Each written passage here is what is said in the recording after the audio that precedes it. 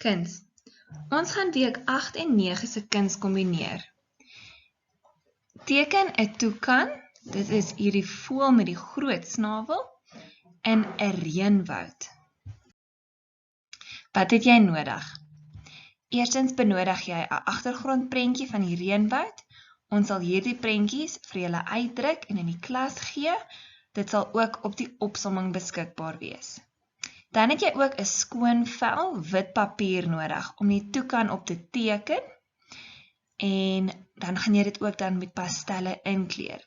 Dus het jy jou tekenpotlood nodig, jy het kleurpotlode nodig vir die agtergrond en jy het pastelle nodig vir die toucan.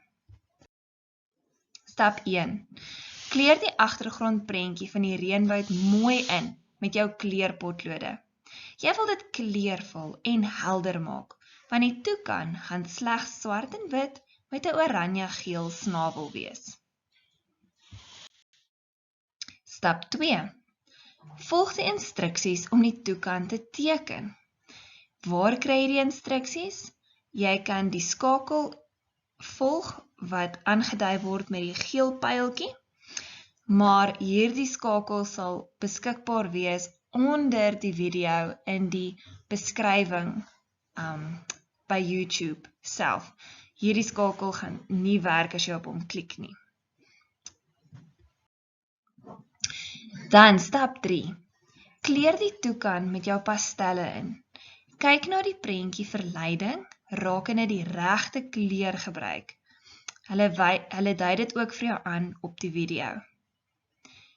Dan stap 4. Knip nou die toucan uit en plak dit op die reënwoud se agtergrond. Dis gaan jy nie nodig hê om jou eie blare te teken nie. Jy moet net die toucan teken, want jy gaan net hom uitknip om te plak. Ek hoop julle geniet hierdie kuns vreeslik baie.